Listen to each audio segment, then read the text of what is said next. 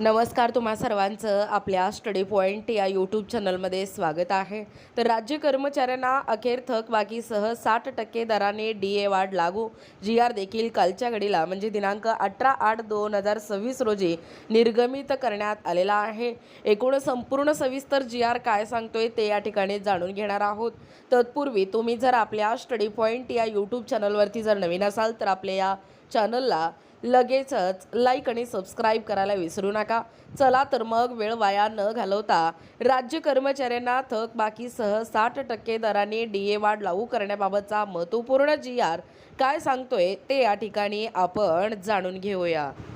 बघा, या ठिकाणी तुम्ही टायटल पाहू शकता. टायटल काय आहे बघा, राज्य कर्मचाऱ्यांना अखेर थकबाकीसह 60% दराने DA वाढ लागू. GR निर्गमित दिनांक 18/8/2026.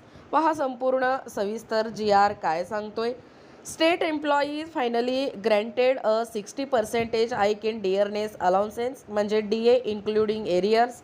राज्य कर्मचाऱ्यांना अखेर थकबाकीसह 60% दराने DA वाढ लागू करण्याबाबत अधिकृत शासन निर्णय निर्गमित करण्यात आलेला आहे. पाहू शकता तुमच्या समोर हा शासन निर्णय आहे.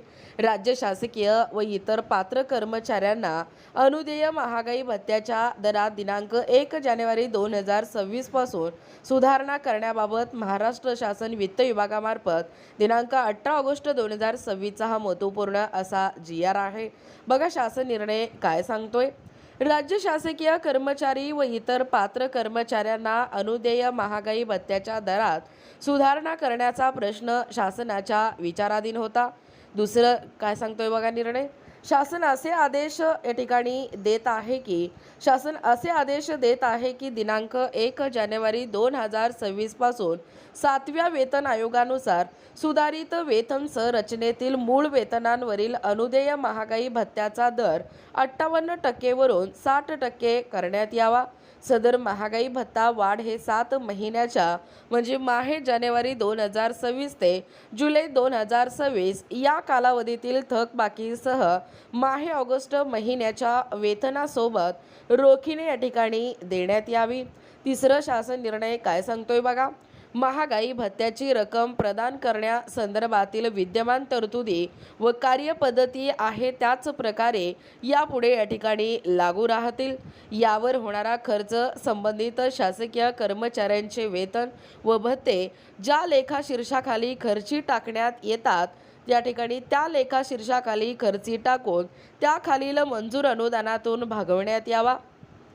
अनुदान प्राप्त संस्था व जिल्हा परिषद कर्मचाऱ्यांच्या बाबतीत संबंधित प्रमुख लेखाशीर्षाखालील ज्या उपलेखाशीर्षाखाली त्यांच्या सहाय्यक अनुदानाबाबतचा खर्च टाकण्यात येतो तर त्या उपलेखाशीर्षाखाली हा खर्च खार्ची टाकण्यात यावा.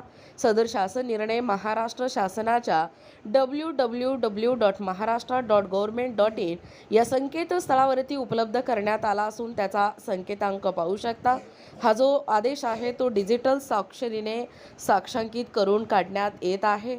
महाराष्ट्राचे राज्यपाल यांच्या आदेशानुसार नावाने बघू शकता. एकूणच कशा पद्धतीचा या ठिकाणी हा अपडेट आहे म्हणजे राज्य कर्मचाऱ्यांसाठी हा अखेरचा या ठिकाणी 60% दराने DA वाढ लागू करण्याबाबतचा एक महत्त्वपूर्ण असा निर्णय घेण्यात आलेला आहे.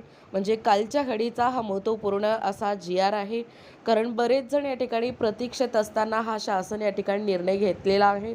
म्हणजे महाराष्ट्राचे राज्यपाल यांच्या आदेशानुसार नावाने सुनीता हजारी उपसचिव महाराष्ट्र शासन प्रत देखील तुम्ही पाहू शकता. माननीय राज्यपाल यांचे सचिव लोकभवन मुंबई, माननीय मुख्यमंत्री यांचे अपर मुख्य सचिव मंत्रालय मुंबई अशा पद्धतीने राज्य शासकीय व इतर पात्र कर्मचाऱ्यांच्या अनुदेय महागाई भत्त्याच्या दरात दिनांक 1 जानेवारी 2026 पासून ठिकाणी एकूणच सुधारणा करण्याबाबतचा महत्त्वपूर्ण असा GR या व्हिडिओच्या माध्यमातून आपण जाणून घेण्याचा प्रयत्न केलेला आहोत. अशाच प्रकारे नाविन्यपूर्ण महत्त्वपूर्ण ताज्या घडामोडी पाहण्यासाठी किंवा तुम्ही जर आपल्या स्टडी पॉईंट या यूट्यूब चॅनलवरती जर नवीन असाल तर आपल्या या चॅनलला लगेचच लाईक आणि सबस्क्राईब करायला विसरू नका. भेटूया अशाच पुढच्या नवीन व्हिडिओमध्ये. तोपर्यंत धन्यवाद.